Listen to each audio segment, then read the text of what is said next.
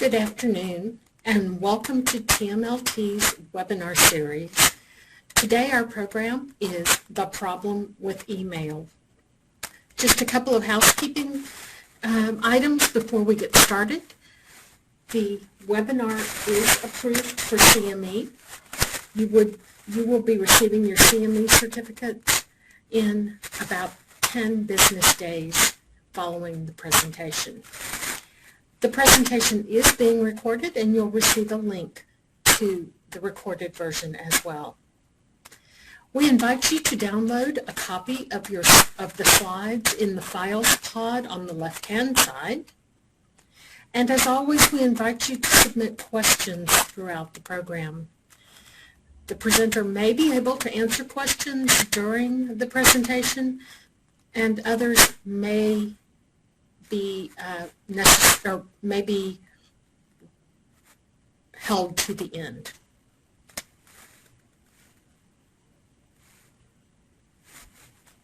At this time, it's my pleasure to introduce to you Sean Tuma.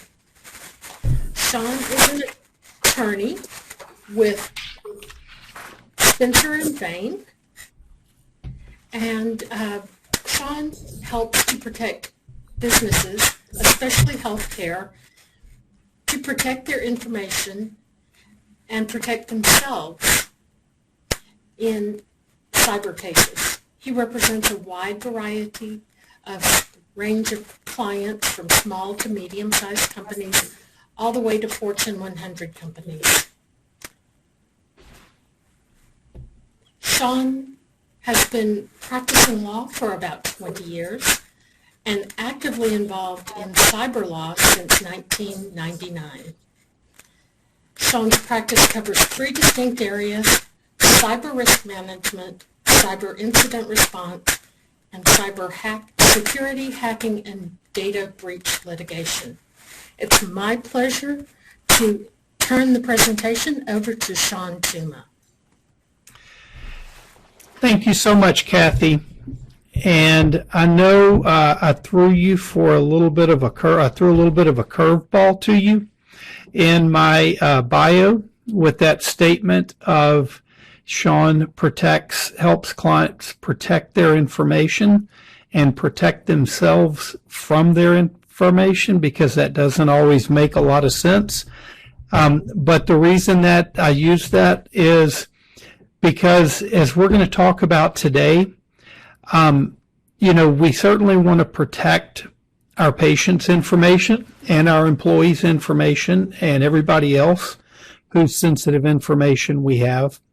But we also have to realize that information poses a large risk to the organization itself, to the practice itself. And so our objective is to protect our information that we have and protect ourselves from the risk that comes along with that information. And when we get to the end, I'm going to talk a little bit about a little saying I have called "data is the hot potato." And I know right now you're going to spend all your time watching and listening here, trying to figure out what that means. When we get to the end, you'll have it figured out. And maybe someone will post the answer in the chat or questions and answer before I get to it. But no, seriously, it's a pleasure for me to be here as a part of this. I think the world of TMLT and the work that's being done out there to help protect organizations, particularly healthcare organizations, in these very difficult times. And really, the genesis of this presentation is my own personal experience as a cybersecurity attorney. So I deal with incredibly complex hacking cases down to privacy breaches that sometimes can be real head scratchers. And I feel like we spend so much time focusing on the incredibly complex and difficult to solve cyber attack issues out there that we often neglect to think about the simple things that many times can happen that really can be far more risky in many cases than the incredibly complex. And that starts with email. And so the objectives today, at the conclusion of this program, is I want each of you to be able to discuss the potential HIPAA issues, because HIPAA is the overriding authority here. Texas has a robust breach law as well, but HIPAA is the one we work towards because it's more prescriptive and more restrictive. But then I want you to understand how the threat actors work. When it comes to email, threat actors are what we generally refer to as the bad guys, the criminals. Recognize email security issues that are out there, and how you can assess those and the risk to your practice. And then at the end, be able to list the steps that can be taken to better protect your office. So I know when you look at the title of the problem with email, many of you probably wonder, well, what is the problem with email? We all use email. Email is the most common form of business communication there is. As a lawyer, I sometimes say, I didn't realize I was going to law school and becoming a lawyer so that I could spend all day jockeying emails back and forth, because some days it seems like that's all I do. We all use it. Email is cheap, often free. There are all kinds of free services out there. Email is efficient. It allows information to be conveyed quickly and succinctly. Email is easy to use. You just type what you want to say and you click the button and off it goes. And email is available everywhere. We have access to it in our offices, our homes, certainly throughout COVID, work from home, and even while we're out on vacation. Not always in a good way, but it's there. It's ever present in our lives. We live our lives by email. It's a part of our life now, and many of us wish we could get away with it, but we can't. It's there. So, what's the problem with email? Well, that is the problem with email. Everything I just said. We all use email. We humans are the weak link when it comes to cybersecurity. It's that way in every organization. It's that way in your office. It's that way for the largest organizations around the world, the largest government entities when it comes to cybersecurity. Humans. We humans are the weakest link in the chain of security. As Kathy mentioned, I've been practicing law in cyber since 1999. I got into cyber with Y2K, the build-up and the planning and the presentation of the issues with Y2K. Fortunately, Y2K was a problem that could be fixed. And it was solved before most things happen. That's why I'm not retired by now, by the way. But one of the things I did recently is I went back and looked at a presentation I did in 1999 about cyber issues that organizations will likely face. And you know, out of the four issues I covered, you know what was one of the top ones? Email. The concerns with email and the problems it presented in the workplace. Nothing has changed in the last 23 years of that. As I said, email is the most common form of business communication. That leads to volume. The more volume there is, the worse the odds are about us getting hit with some rogue, malicious, or accidental email that's going to be a problem. Email is cheap. It's often free. A lot of these free services can be insecure. They can have built-in inherent insecurities, or they can just be weak in their security protocols and how they work. And that's a problem. It also leads people to then start using other forms of communication that are even less secure. For example, I've seen people in healthcare start communicating over Facebook Messenger. Messenger is inherently weak. It's very informal. So it leads to that, to more insecurity. Often hackers create free accounts because they are free out there. You can go and set up as many accounts as you have the time to go through that process for. That means there's more and more forms of attack out there through the form of these free emails accounts. I see we have a question in here. What is the best substitute for a fax? I'm actually going to talk about a fax issue here in a little bit. Using encrypted email is a great form of communication that's a secure, protected means of communication. Honestly, fax is still recognized as a secure form. When I work with healthcare clients, I deal with a lot of faxes. Nobody else uses fax anymore. Healthcare still uses fax. Another good form is when you have communications tools built in to your EMR solution, and you have that in a secure way, but that can lead to problems that we're going to talk about as well. Excuse me. Email is efficient.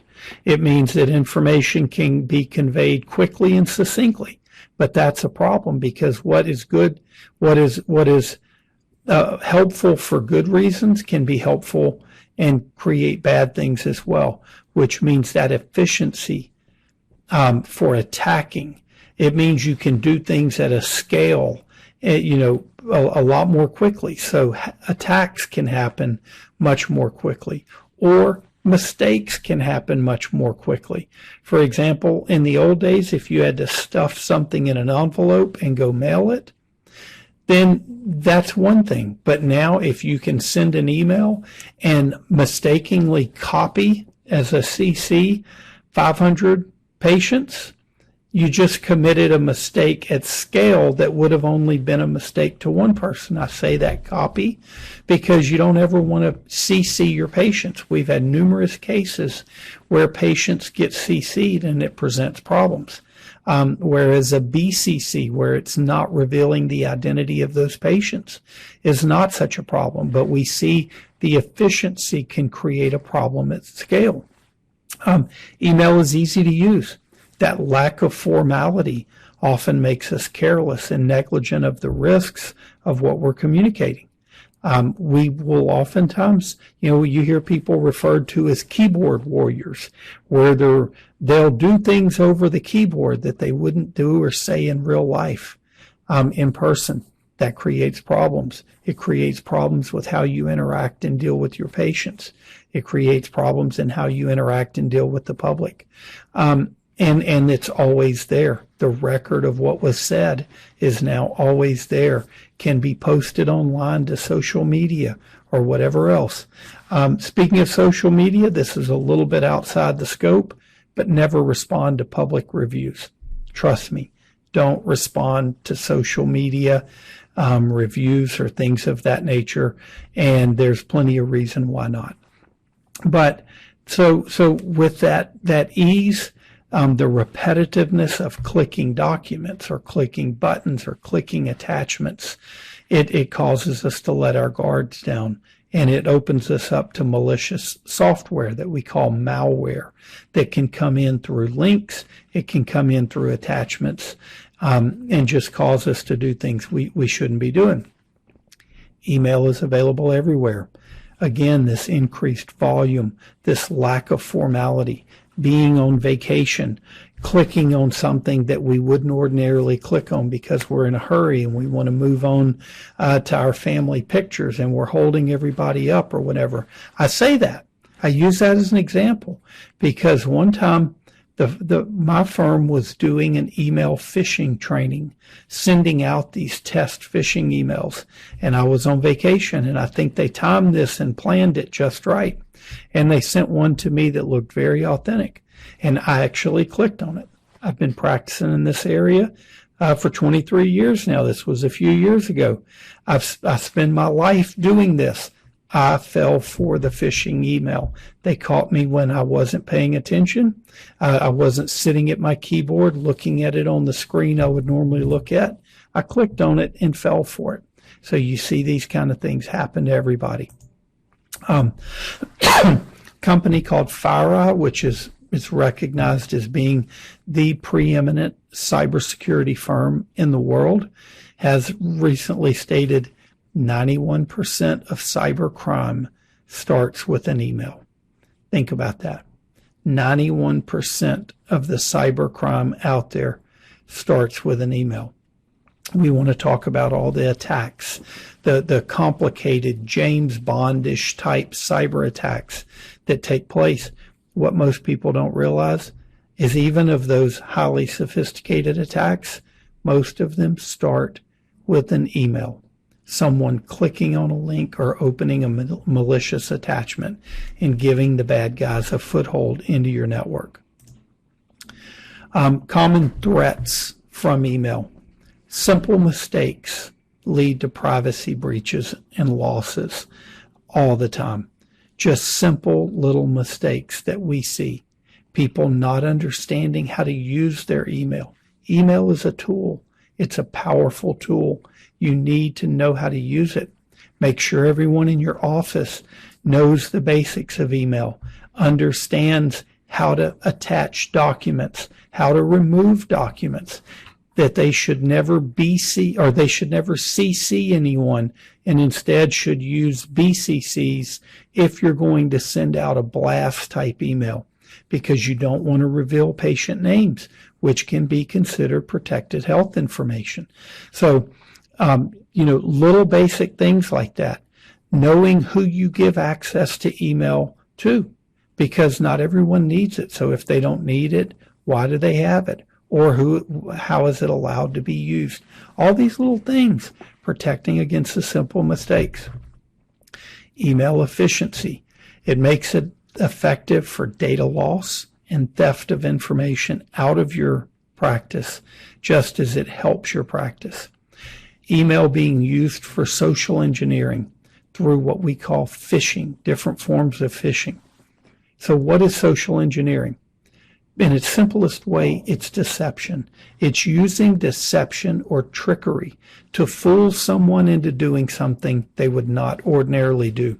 The classic form of that is the old Nigerian prince sending the message saying, hey, I have $25 million in my bank, but I can't get to it. I need your bank account to help me get to it. And if you give me your bank account number, then I'll give you part of my $25 million. Sounds pretty ridiculous, doesn't it? People fall for it all the time. That's why you still see it, because it still happens. Okay? But it's not always going to come like that. It may come as, hey, I'm in a hurry. I need this document. I need you to send me this. This is a private matter, so don't tell anyone else, but hurry and do this. Or I'm a law enforcement personnel. I'm from the FBI and I need to know about something, but don't tell anyone. All these forms of things, these things that happen that create urgency, that create a high level of secretness, or that play on your emotions, that seem too good to be true. Like the Nigerian prince, but hey, maybe you're single and it's the perfect potential date. Whatever it is, be on your guard. And how do these social engineering things come? A lot of times it's just what we call phishing. It's these drive-by, just blasting out millions of messages to people to see who will bite. They can come by email. They can come by text message.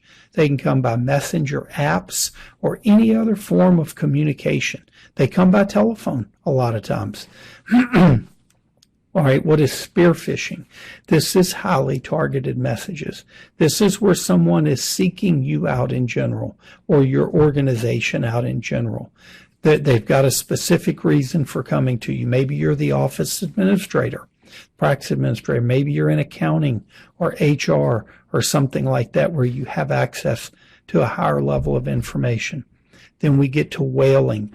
These are highly targeted messages aimed at senior executives. So in your practices, these could be the doctors or the CEO of the organization, whatnot.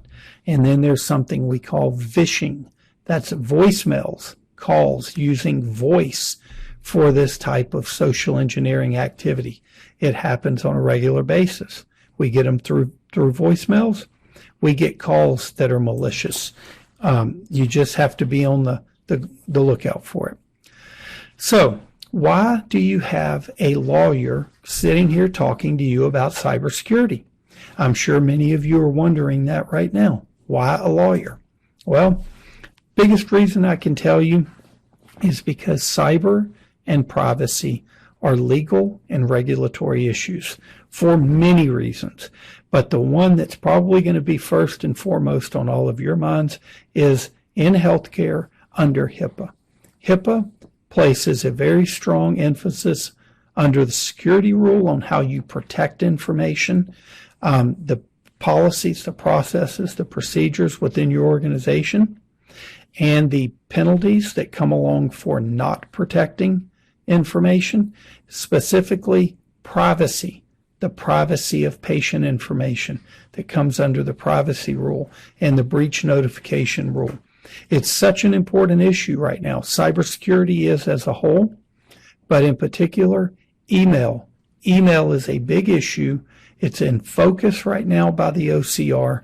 Their Q1 cybersecurity newsletter specifically went in to address the issue of email. It talked about how over 66% of all the breaches, over 500 people that were reported in 2020 were based on cybersecurity, on hacking, on IT issues. Email was involved in this a large number of times. These are reportable breaches that you have to notify your patients about. Okay? This newsletter goes on to talk about the important role of protecting EPHI, and then it goes to talk about the various ways you need to do that and how under the security rule you're required to have protections concerning email and how to implement those protections. It talks about having a security awareness training program for all workforce members, having periodic security reminders. That could be something like we're doing right here today. This training, what we're doing right now is really email training. Security reminders. These could be emails that are sent out on a regular basis of recent attacks and concerns. It talks about having anti-phishing technologies. These can be email spam filters to reduce the volume. It can be other forms of technology that'll detect malicious activity, that'll flag malicious links and block them and things of that nature. And then it talks about having policies and procedures to protect EPHI from improper alteration or destruction. Okay, these could also be what we call DLP solutions, or data loss prevention. So it determines, are you sending out things that are of a concern, or are you attaching documents without encrypting? There are programs out there that speak to all these things and help minimize all these things. A lot of people get text messages. I see that comment from Tracy about people getting text messages that they didn't request. That happens all the time. We are all getting a lot of text messages from either malicious links or just spam. And that's a product of many things. We don't really know how to stop it. Bad guys are able to guess phone numbers and just come up with phone numbers and send them out. And they're also, we see a lot of these data breaches involving telephone companies many times. That could be disclosing messages. It could be, just scraping data off of websites. I have my telephone number on my personal blog. I have it in emails. I have it all over the place. Bad guys go and scrape that data. And so text messaging is a big part these days of this form of phishing that we're seeing out there. So now I want to talk about real world cybersecurity are real-world email cases that we've handled. These are claims many times. Some of these are TMLT claims that we've handled that involve email and what would seemingly be not always big email problems, right? Just little mistakes here and there, but they lead to big problems. So one of the biggest problems we see with email is people using poor email credentials. What are credentials? That's your username and password, okay? Your username is usually going to be your email address. For me, pretty simple. stuma@spencerfane.com. It's my email. Many of you have that right now from this presentation. But what we have to do is we then have to use that second part of that, our password. It has to be a complex password, and it cannot be something that we've reused in other applications. If you go to this site called haveibeenpwned.com, PWNED, haveibeenpwned.com, you can type in your email address and see how many times your email and password, whatever, some password, have been compromised out there. Usually it's through other data breaches. Fortunately, my work email has not been. But if you look at my Gmail account, you see it has been compromised in 16 different data breaches. So what does that mean? That means back in 2012, I've been a member of LinkedIn for many years, way before 2012. In 2012, LinkedIn had a data breach that involved the compromise of user credentials.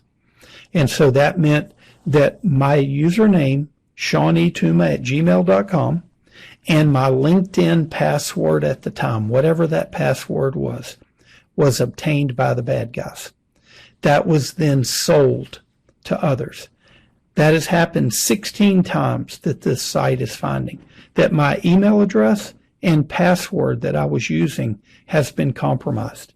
And so what that means now is if someone is malicious and they want to do bad things, they can go purchase SeanETuma@gmail.com and whatever password I was using back at that time as a combination. And they can then go run that against bank accounts, Facebook, LinkedIn, my work email, okay, Office 365, Google, Gmail, you name it. They can go and run that and see if it'll work. And they don't do it manually. They buy millions of these combinations and run it through a program, finding ways to get access. So what that means is if I'm still using today the same password on my Google account that I was using on LinkedIn, the bad guys have access to all of my email, to everything I've used Google to log in through. Okay? If you do that with your work email and they get that password, they now have access to your Office 365 email account if that's what you're using in your practice, right? This is why we tell you don't reuse credentials, because when they get compromised, they can then be used to open all these other accounts for you. So, lesson number 1, do not recycle email credentials. This is why we tell you that, okay? There's something called business email compromises. Many of you have now seen this. This is where someone is able to insert themselves, a bad guy, into the middle of an email conversation that's already going on. And they'll do something like say, oh, hey, I need you to change the wiring instructions for my tax return. Or we have an invoice that is due and we've recently switched banks, so now I need you to change bank accounts. And instead of paying the money to this account, pay it to this new account. We see these happen all the time. Many of these cases start with someone using either Gmail or Microsoft Office 365 or something like that, Yahoo, Hotmail, you name it, any of those services where they've used the same email address and the same password combination somewhere else. The bad guys got it. They found a way to now use that to get into this Gmail account or Hotmail account. They do a search for invoices and payment and money. They find an email conversation that's going on, and then they set up a fictitious email that looks a whole lot like it. They then substitute themselves into that, and next thing you know, they set up deletion instructions and forwarding instructions in that host account. They basically push the original person out of it, substitute themselves into it, and now they're off to the races. And they substitute in their fictitious email and their fraudulent instructions so that money is getting wired to them instead of elsewhere. We're handling many cases, several right now, that involve this business email compromise. In this one particular email you see right here, someone was able to substitute. This is a live case that's going for us right now. I used an excerpt of the email that was used. It involved the sending of roughly $300,000, and now the company sending the money thought they were paying an invoice for roughly $300,000. The money didn't get to them, so they're saying, hey, we haven't been paid. The healthcare group that thought they were paying the money is saying, well, we paid it. It's not our fault. And so now what we're trying to determine is whose email account was compromised that led to the person getting in to set up the fictitious email address and insert themselves into the conversation. So it's bad. Hundreds of thousands of dollars has been lost now. Now two good business partners are fighting over whose fault it was and who should bear this loss. But it's even worse because my client is a healthcare organization. And if it turns out that it was my client's email account that was accessed, that means the bad guys had access to the whole email account and everything within it, including patient protected health information. We're going to talk a little more about what this means as we go down the road here, but you can already start to figure it out. So guard your credentials, use complex, what we would call pass codes now, or pass phrases. This can be 12, 15 characters, and it's more important to have lengthy passcodes that are unique for every login than it is to go and recycle these things. Change them up every quarter or whatnot. It's now better to have it longer and more complex and unique than it is to require, quarterly changes and things like that. So that's your passcodes. Do not send PHI through insecure email.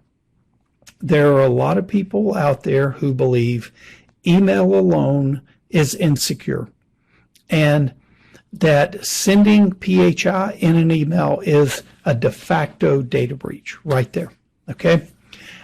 I view email as a little more secure than that, but it doesn't matter what I think, right? Because if the regulators think it's insecure, if your patients think it's insecure, then that means we need to treat it in a different manner. Now, I had a matter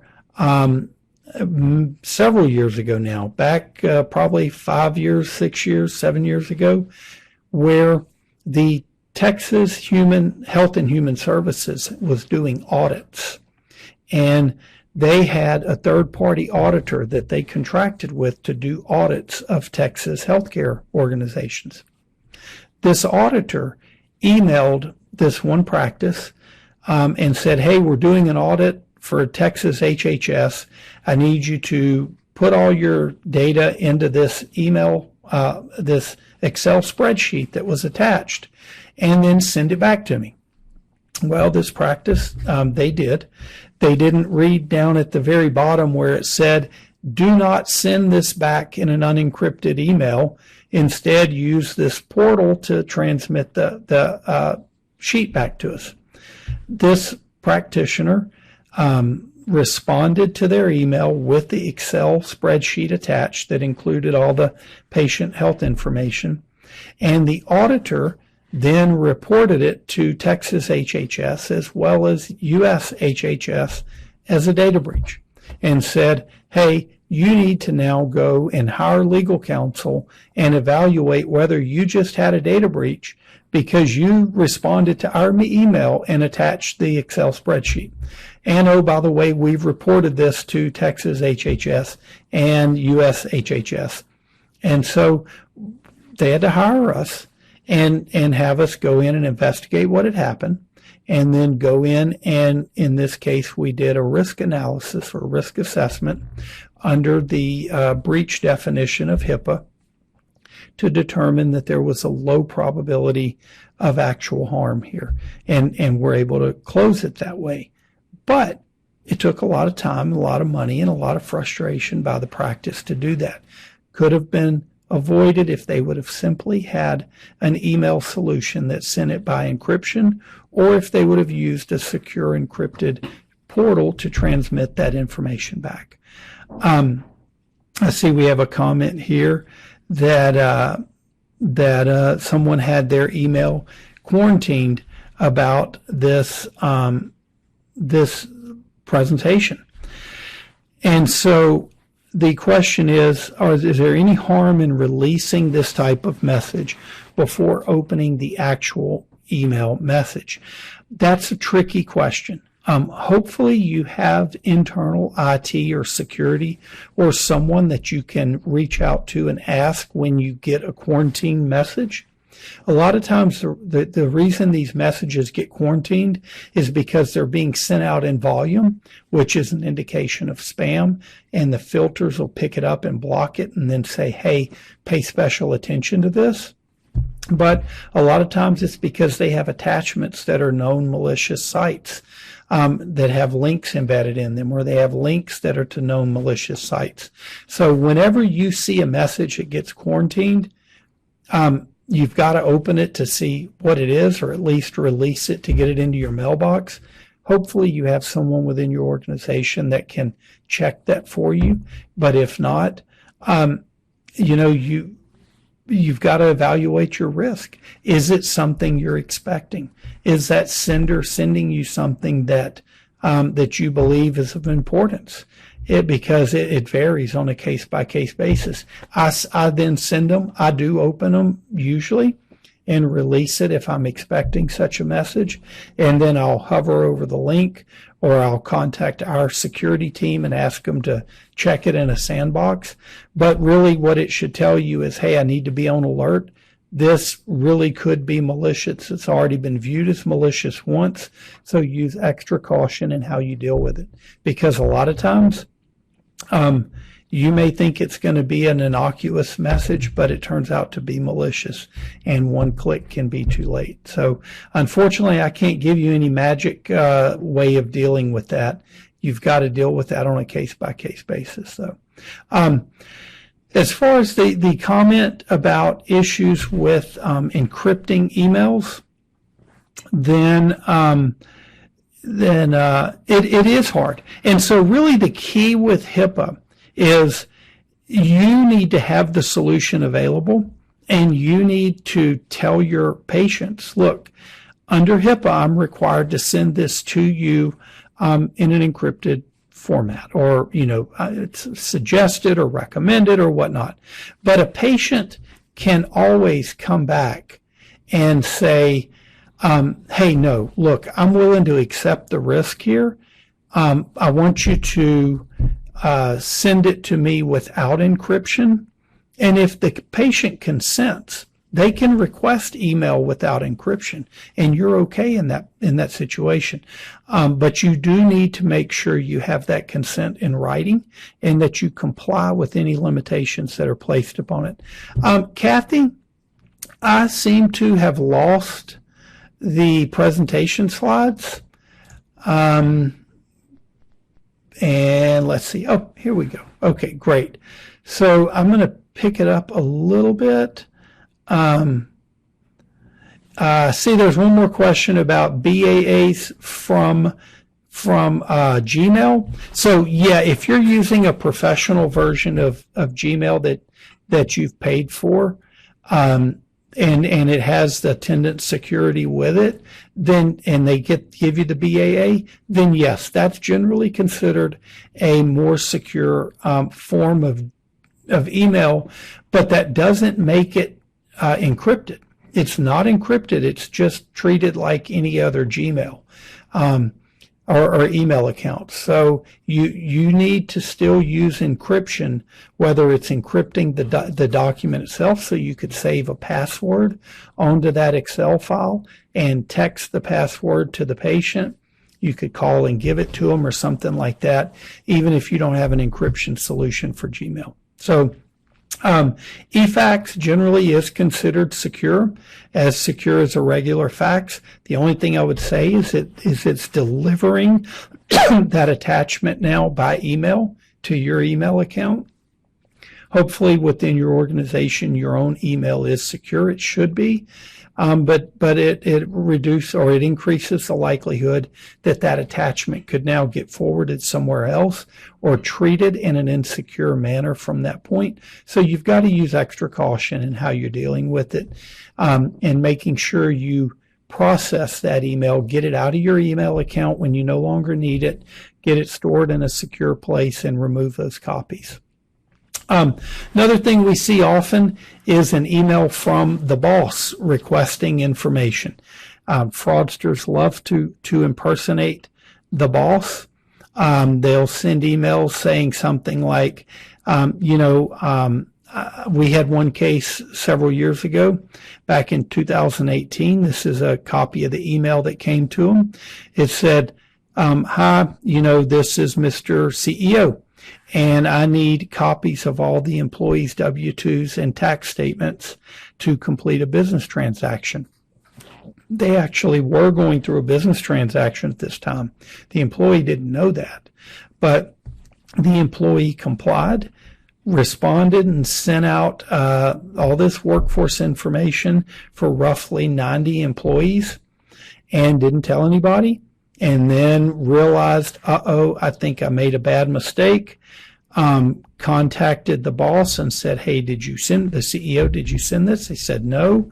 So they hurried up and realized they had just emailed out all of this information that shouldn't have been, employee W-2 information, social security numbers or whatnot.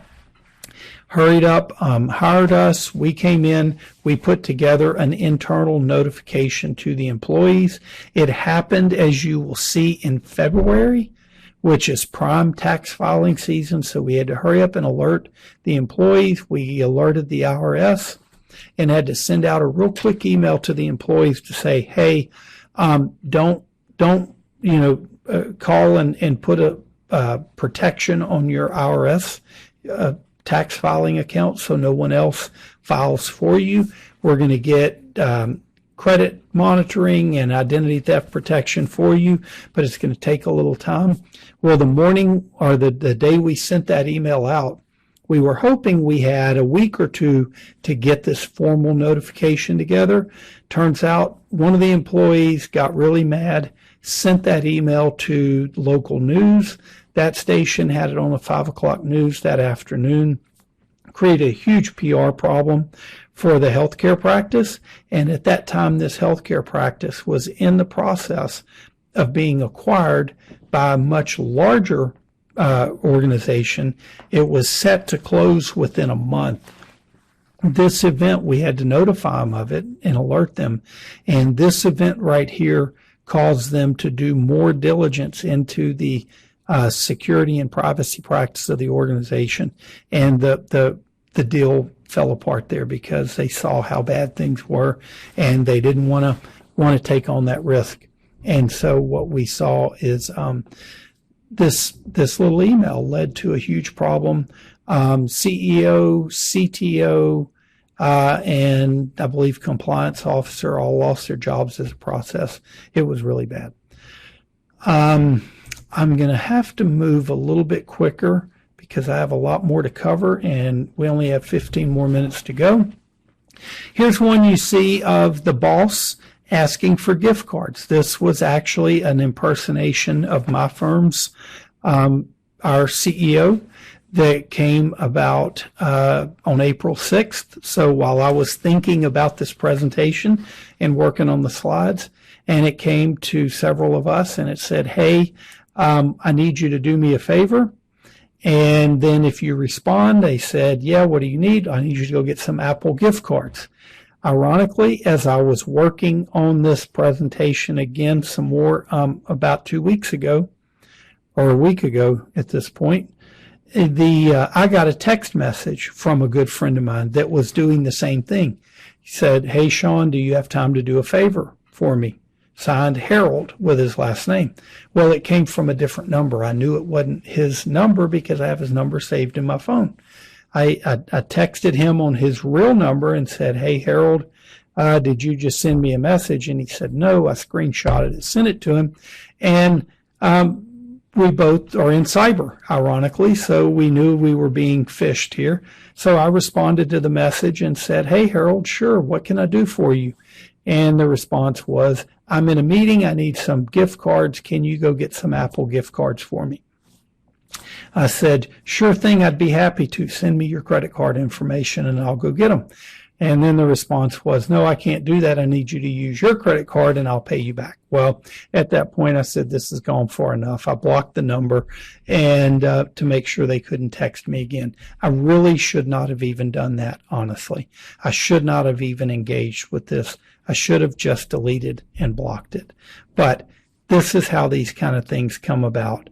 And so, so I do see a question down here about your new patient paperwork, about faxes and emails. The best thing you can do is just make sure you're communicating very clearly with your patients how you need to communicate and how they want you to communicate, and get it in writing. If they request you to use email or text messaging or whatever, that's fine, but it can't be buried down in the boilerplate language where they're never going to really read it.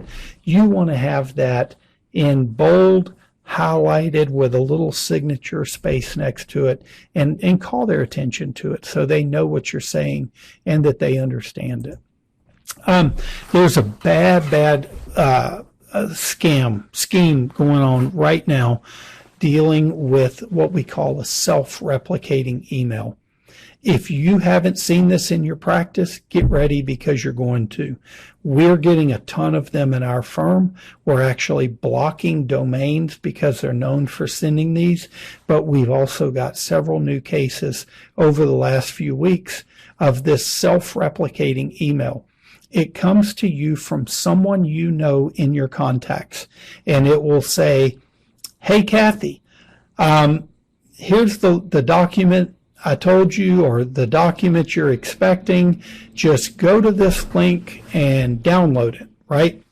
And it'll have an image that looks like it's legitimately coming from this organization, and it may have their logo, it may have the logoized, if that's a word, version of their font for their practice or organization, and it'll have a link. And when you go to that link, it says, okay, to download this document, enter your credentials here, and you enter your username and your password, and guess what?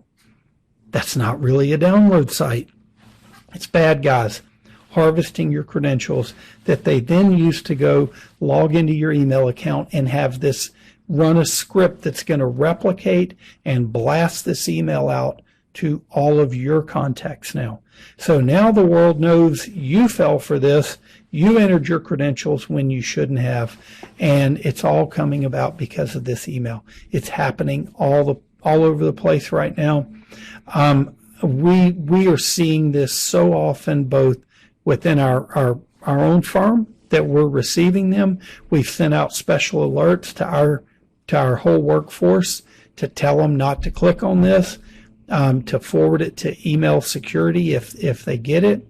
And I highly encourage you to do something like this as well, because this is really bad. And the other thing is, when you give up those credentials to your email account, usually it's Office 365, then they now have access to all your emails. which means your sensitive patient information, right? So also, everybody needs to have multi-factor authentication on your email and on your EMR and wherever else if it has login capabilities. Anything you want to protect, which should be everything, should have multi-factor authentication enabled. That means username and password is your first factor. Then either a text or an app or a key or a little digital reader or whatnot, something as that second factor. You absolutely need to have that on every account you have. So here's another version. It's where you take what I just said. I showed you the email you get. This is now what it takes you to for that login screen where you enter the credentials. This is a case we're handling right now. This was the email that was received by that organization. It led to the wiring out of over $1 million to a fraudster for payments. Remember how I talked earlier about the business email compromise? This is that business email compromise, but it's showing you where it wasn't just using recycled credentials.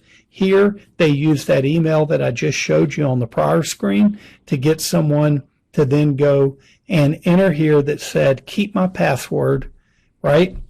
They pretended they were from IT, keep my password. The person went in, entered their credentials. Now the bad guys had it, used it to log into their email account, and committed over $1 million of fraud.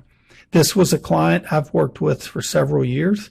I told them over 2 years ago they must have multi-factor authentication. They didn't do it. Their insurance company told them, it wasn't TMLT, but their insurance company told them last year, we're not going to give you insurance if you don't get multi-factor authentication. They argued they couldn't do it for various reasons. They got very, very high expensive insurance because of this problem. And here they lost $1 million because they didn't have it and they didn't follow our advice. Multi-factor authentication would have stopped this attack. So email mistakes with PHI can be very easy. Here's a case we had where a clinical research facility was needing to get information from their study participants for 2022 taxes. They had an email set to go out to all of the study participants by BCC, thank goodness, not CC, BCC, and went to attach the blank Excel sheet to collect this information from them.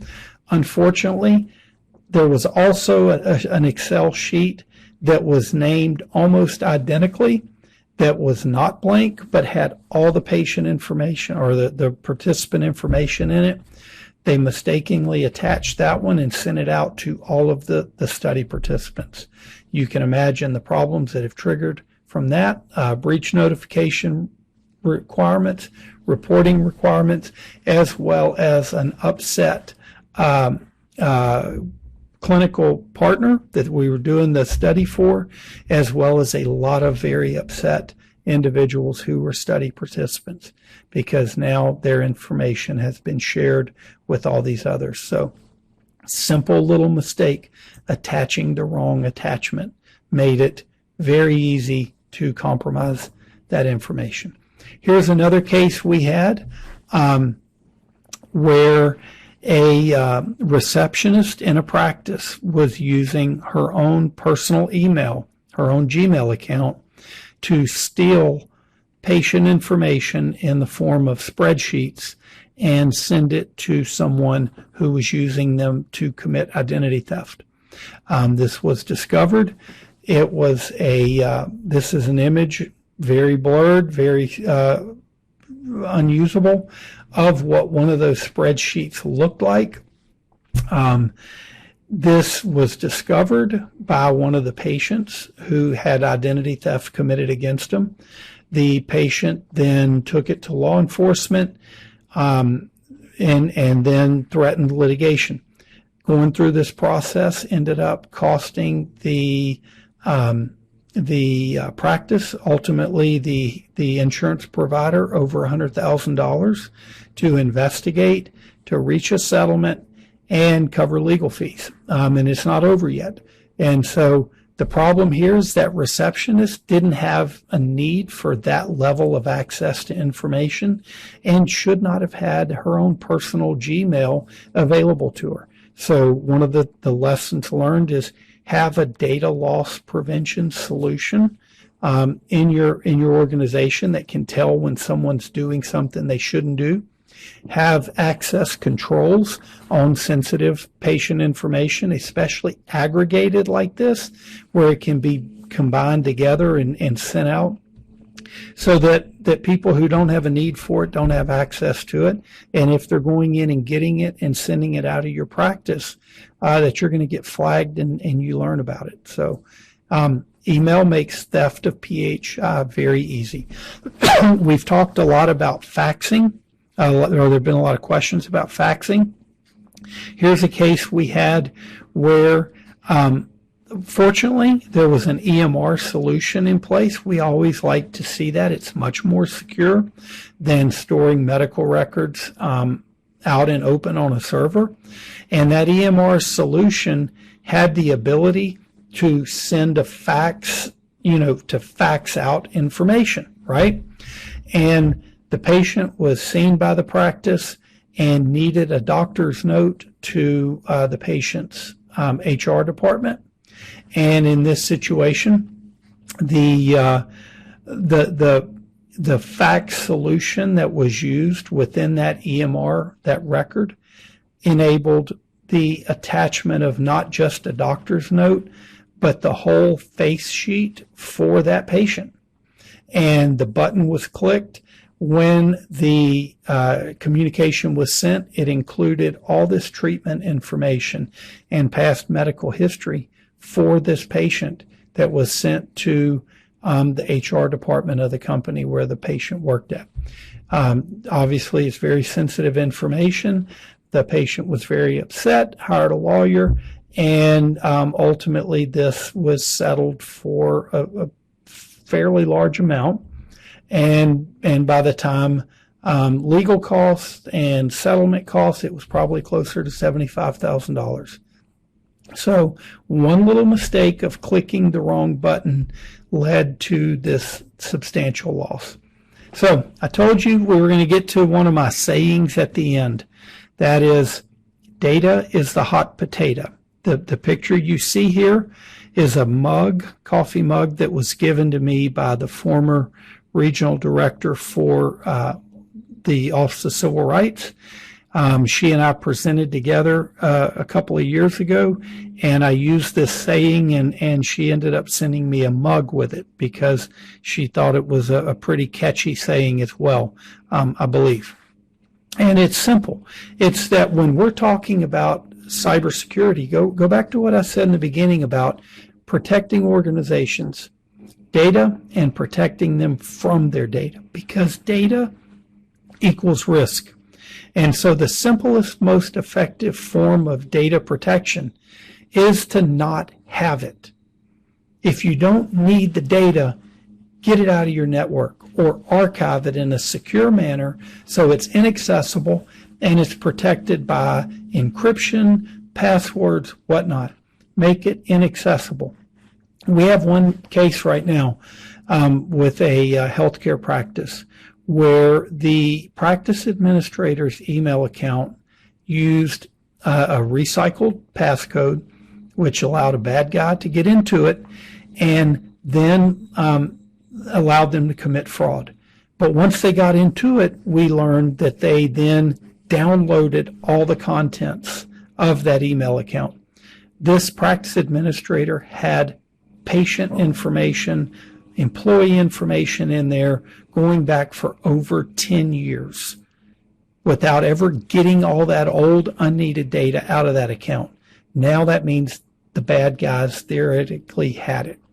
We could not afford to do data mining, the practice, because it cost over $200,000 to data mine what was essentially almost 70 gigabytes of data because it was so large.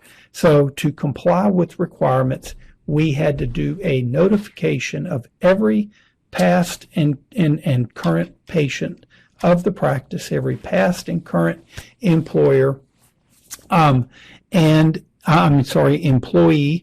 and now it's created a huge problem for this organization, all because they had a lot of unnecessary data in there that they did not need and could have gotten rid of. So when you don't need data, either archive it securely or delete it securely. That is the best way to reduce your risk overall of data impacting your organization, your practice. So remember, data is the hot potato. When you don't need it, get rid of it securely. So I'm going to, and I know I've run over time here. Kathy, if you need me to stop, I can. If people want to keep going, I'm almost at the end, but I want to talk quickly about this case. In my whole practice, this is the most sophisticated cyber attack case I've ever had. It took working with multiple security firms, forensic firms, and the FBI for several months of investigation. The case lasted over 2 years, exceeded over $5 million in losses, and the Department of Justice, so the FBI and the prosecutors, successfully prosecuted 3 of the high-level members of this firm, of this group. It's called the Fin 7 group. That incredibly sophisticated cyber attack started with one email. You see this email over here to the right? It was a hospitality, a restaurant group, and they were secure. They had a great security system. They did everything we could think of right, but they took orders by email. Someone sent in a order document that mimicked what a customer would send in for catering. It had malicious software embedded within it. They used that. That got them a foothold in the environment, and that's what led to the takedown or the attack on this really international restaurant brand. So it all started with an email. It just shows you the most sophisticated attacks start with just an email many times. So what do? Use a reputable email service provider. Prohibit using personal email and limit access to sensitive information to the minimum necessary. That comes under your security rule and under your privacy rule. Use an encryption solution for sensitive communications.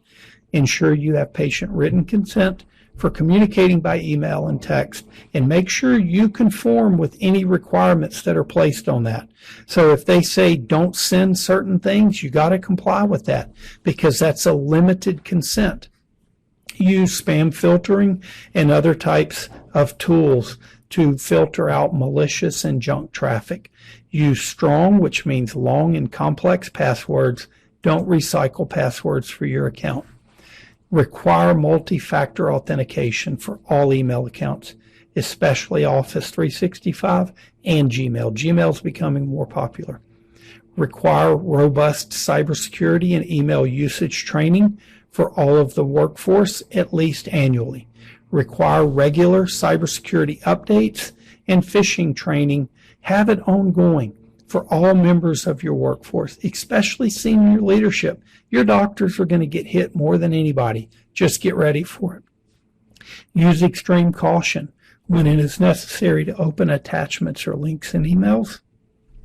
Have internal controls, policies, and procedures. This is a basic HIPAA requirement for protecting sensitive information, and securely archive email accounts and all other databases of sensitive information at regular intervals. And with that, I will say thank you very much for attending today's webinar, and I'll turn it over to Kathy. Thank you, Sean, for this most informative webinar. I know that there are a lot of unanswered questions, and we'll do our best to get back with you individually with answers to your questions. I am going to launch the CME evaluation. It will open in your browser. you may have to click back over to the webinar itself. But just a reminder that you can always email questions to consulting@tmlt.org after the email, and we will work to get you an answer if at all possible. Again, thank you, Sean. The information was great. Thank you to everyone for joining today, and you'll be receiving a copy of the recorded email in the next day or two. Thank you. My pleasure. Thank you.